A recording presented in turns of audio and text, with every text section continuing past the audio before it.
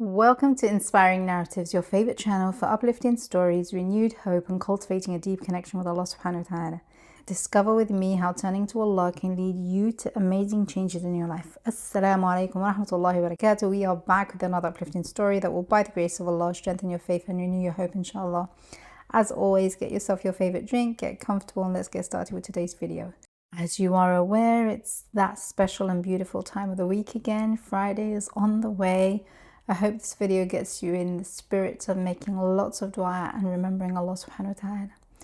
May all your du'as and wishes be fulfilled. Ameen ya Rabbil Alameen. Today's video will help guide you and give you a better opportunity for having your du'as answered, as today's video is all about yaqeen, which means certainty, a key element in having our du'as answered by Allah subhanahu wa ta'ala. This is a major issue for so many people, one that I see countless individuals struggling with. If this single element is corrected and applied, it can be absolutely life transforming, and that's no exaggeration. Just imagine having your most desperate dua fulfilled, whether it's getting married, receiving more provision, being healed from an illness, or whatever it is for you. Prophet Muhammad sallallahu alaihi wasallam said, "Call upon Allah while being certain of being answered, and know that Allah does not respond to a supplication from the heart of a heedless and distracted." I also want to share this hadith as it's very important. It's about the etiquette of dua, and it's a good reminder for us all. The Prophet sallallahu alaihi wasallam said, "When one of you supplicates, let him start by praising Allah. Then send blessings upon the Prophet sallallahu alaihi wasallam. Then let him ask for what he wants." Let's make these powerful elements a part of our Friday routine. Taking time to sit quietly, free from distractions, so turn off your phone and keep it away, and alternate between heartfelt dua and meaningful dhikr. As we do so, let's remember to place our full trust and certainty in Allah subhanahu wa ta'ala and allow ourselves to feel that closeness to Him. As mentioned in the Quran, "And your Lord says, 'Call upon me, I will respond to you.'" So there is no room for doubt. Our role is to trust Allah subhanahu wa ta'ala completely and wholeheartedly with 100% certainty in His wisdom, mercy, and perfect timing. I'm often asked about the path to certainty, so today I'll share the key steps that lead to it. Then I'll share with you the story of a sister who followed these steps and was blessed by Allah subhanahu wa ta'ala. The path of certainty, that is, how can you enter the path of certainty that by the will of Allah leads to answered du'as? There are 3 steps, or we can call them 3 key points. Step 1 is recognizing and feeling that Allah is always with you. Have full certainty that Allah is with you, the feeling of divine closeness. Feel it when you are making dua, when you ask from Allah, when you pray, when you are alone with Allah, when you remember Allah subhanahu wa ta'ala. Be certain and fully convinced that Allah is with you. This requires that you ask often, have hope in what Allah has for you, and be sincere in your intentions. This feeling, the feeling of Allah's closeness, is what the Prophet ﷺ meant when he told his companions in the cave, "Do not be sad, Allah is with us." It's the same feeling that Musa ﷺ had when he said, "No, indeed with me is my Lord, He will guide me." Whoever wants to walk the path of certainty must have this feeling of divine companionship present in your prayer, your dhikr, your dua, your moments of solitude with Allah. If you lose this feeling, you'll gain nothing. You'll be calling on someone you feel is absent. But we don't call on someone absent, we call on the ever-present one. He hears us, sees us, and is closer to us than our jugular vein. The companions, may Allah be pleased with them, once asked the Prophet ﷺ, "Is our Lord far away so that we must call loudly? Or is He near so that we speak quietly?" And Allah subhanahu wa ta'ala said, "And when my servants ask you about me, indeed I am near. I respond to the call of the caller when he calls upon me." If you think about it, even in daily life, what makes us fall into sin? It's the absence of the feeling of divine nearness. What makes us afraid of people? It's losing that feeling. If you truly felt that Allah is with you, you wouldn't fear, you wouldn't worry. Indeed, with me is my Lord, He will guide me. Then Allah reassured them. He said, have no fear, I am certainly with you both, hearing and seeing. Allah subhanahu wa ta'ala is never absent. He is with you wherever you may be. So this is step 1, feeling and being aware that Allah is with you at all times. Step number 2 is worship with awareness. Once you've entered the path of certainty, you must have acts of worship, prayer, dua, solitude with Allah, night prayer, charity, dhikr. These are the gates to the Lord of the worlds, and they are all open.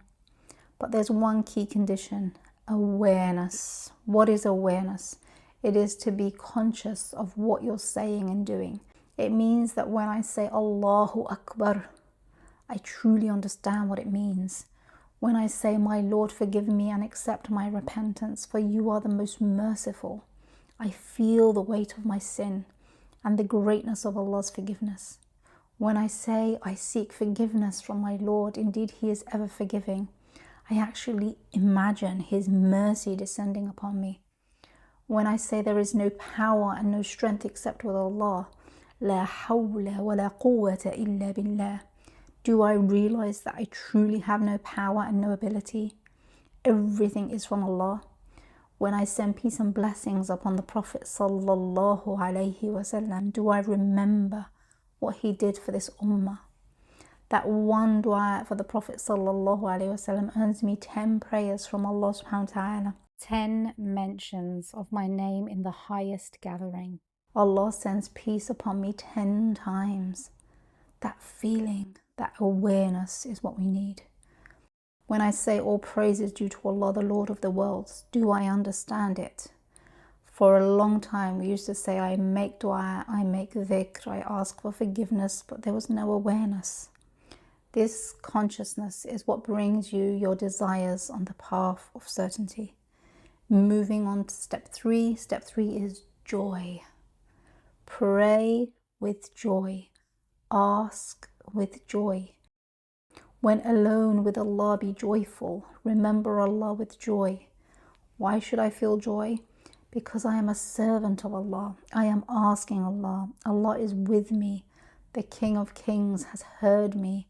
Allah will respond to my dua. He promised me. My need is placed before Al-Kareem, the generous. Feel joy because you have entrusted your needs to the most generous, and He will grant them.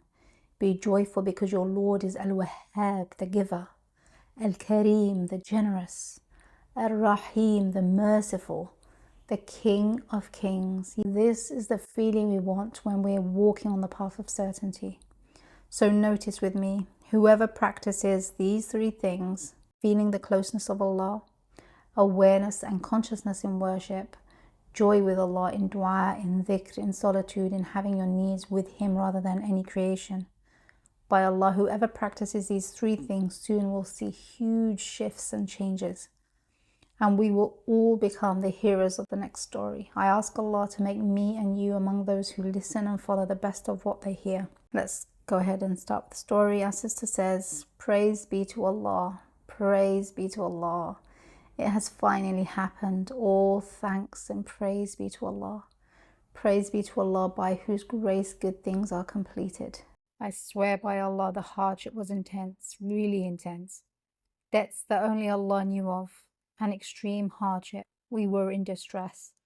There was no work. My husband was unemployed. All the good news and relief came in a single day. By Allah, my husband got 2 job offers in a single day. We paid the rent. Even the car changed. We received a better one. Don't ask how this all happened in a day. Ask the one who says be, and it is. She said it was relieved by the grace of Allah.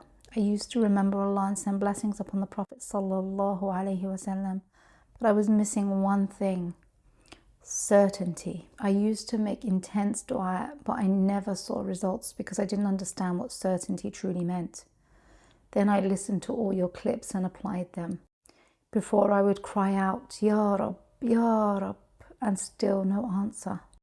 I didn't know what yaqeen meant, but when I applied what you taught, everything changed. For 2 years, I've been hesitant to enroll in a Quran memorization center.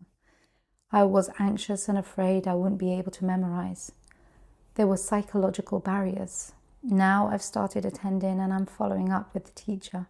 Praise be to Allah, Lord of the worlds. I'm sorry for the long message, but I was so overjoyed I just couldn't wait. I want everyone to apply what you said, to be optimistic and have good expectations of their Lord, the Almighty. What stands out from this woman's story is her sincerity to Allah. She said she used to make dua and plead, but she was missing yaqeen. You can't apply certainty unless you first understand what certainty is. I used to make intense du'as and see no results, but when I gained certainty, everything changed fast. Yaqeen is having full, unwavering certainty in Allah subhanahu wa ta'ala. Don't let anyone, not even shaitan, shake your faith in your Lord. Be completely certain that my Lord hears me, my Lord sees me, my Lord has answered me. That certainty is what helped this sister. She had been making dua before, but Allah does not respond to doubt, fear, or despair. Allah responds to good expectations and yaqeen.